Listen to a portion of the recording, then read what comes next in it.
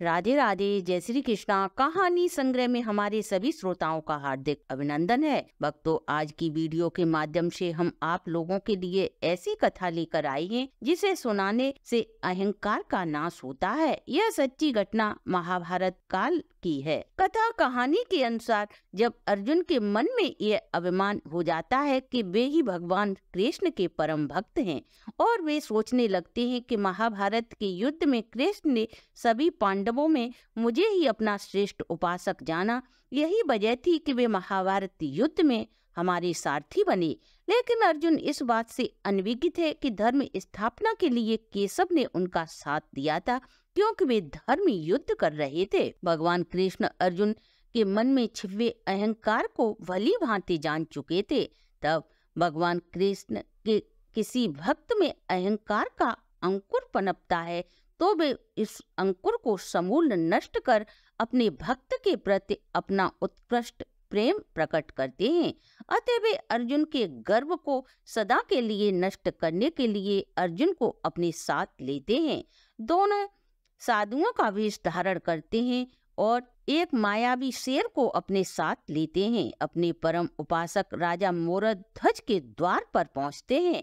राजा मोरध्वज परम दानी व कृष्ण के अनन्य भक्त थे। उनके दरवाजे से कभी कोई भी याचक खाली हाथ नहीं लौटता था।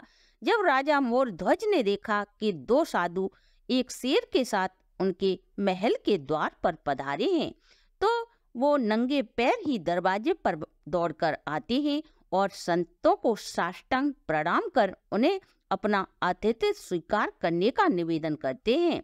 तब साधु भेषधारी भगवान कृष्ण राजा मोरध्वज से बोले, हम आपका अतिथि सत्कार स्वीकार तभी करेंगे जब आप हमारी शर्त मानेंगे।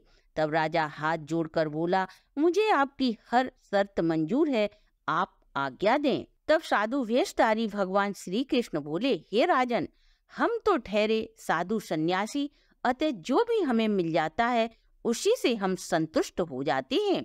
परंतु ये जो हमारे साथ शेर है वह नरबच्ची है, वह मानव मांस का ही भक्षण करता है। इसलिए यदि तुम अपने पुत्र का मांस इसे खिला सको तभी हम तुम्हारा आतिथ्य स्वीकार करेंगे। भगवान की शर्त सुन राजा मन ही मन सोचने लगा, यदि मैं अतिथि सत्कार की मर्यादा का उल्लंघन करता हूँ तो मेरा जीवन व्यर्थ है और यह संत अपने शेर के लिए मेरे इकलौते बेटे के मांस मांग रहे हैं। परंतु राजा के लिए अतिथि धर्म सर्वोपरि था। वह हाथ जोड़कर साधु भेषधारी भगवान से बोले, मुझे मंजूर है, परंतु एक बार मैं अपनी रानी से पूछकर आता हूँ। भगवान कृष्ण की आज्ञा ले राजा महल में जाता है।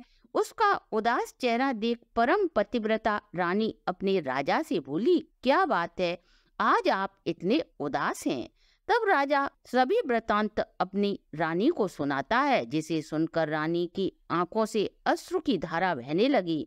फिर शीघ्र ही वह अपने आप को संभाल कर राजा से बोली, आपके धर्म व्रत के आगे एक पुत्र की तो बात छोड़िए, यदि मेरे कई पुत्र होते तो मैं उन्हें भी धर्म की खातिर कुर्बान कर देती। जाओ और सम्मान पूर्वक उन संतों को महल में ले आओ। तभी अर्जुन भगवान श्री कृष्ण से बोले, हे माधव, ये सब क्या है? आपने राजा के इकलौते बेटे को ही बलि बना लिया। तब भगवान कृष्ण बोले, धैर्य रखो अर्जुन, तुम देखते जाओ। तभी राजा आकर सभी को सम्मान पूर्वक महल में ले जाते हैं और 56 प्रकार के भोजन बनवाकर अर्जुन और कृष्ण के आगे परोसते हैं। लेकिन अर्जुन के गले में निवाला नीचे नहीं उतर रहा था। वे बेचैन थे। तभी राजा ने अपने पुत्र को स्नान आदि कर तैयार किया। राजा मोरध्वज का इकलौता पुत्र 3 वर्ष का था, जिसका नाम रतन कुमार था। भगवान ने यह शर्त रखी थी कि राजा और रानी दोनों मिलकर पुत्र को चीर कर उसका मांस शेर को खाने को देंगे, तभी शेर मांस को ग्रहण करेगा। पर याद रहे, किसी के भी नेत्रों से यदि आंसू निकले तो शेर उस मांस को स्वीकार नहीं करेगा।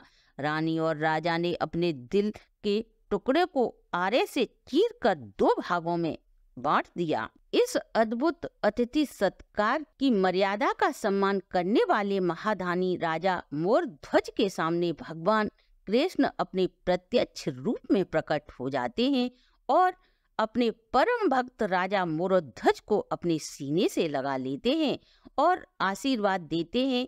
राजा का पुत्र पुनः जीवित हो जाता है। इस प्रकार भगवान ने अर्जुन का घमंड दूर करने के लिए राजा मोरध्वज की परीक्षा ली। अर्जुन का अभिमान चूर चूर हो जाता है।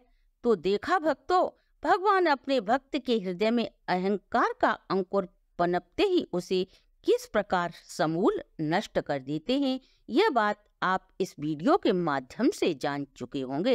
यह सच्ची घटना महाभारत काल की है।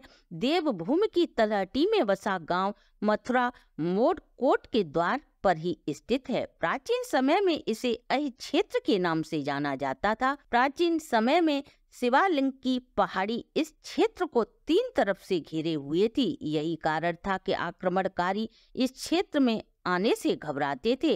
इसी सुरक्षित स्थान में स्थित एक गांव में महाभारत कालीन भगवान कृष्ण के अनन्य उपासक राजा मोरध्वज का किला स्थापित है। तो भक्तों, कैसी लगी हमारी प्रस्तुति? कृपया कमेंट में हमें अवश्य लिखें। आपके कमेंट हमें और भी अच्छा कार्य करने की प्रेरणा देते हैं।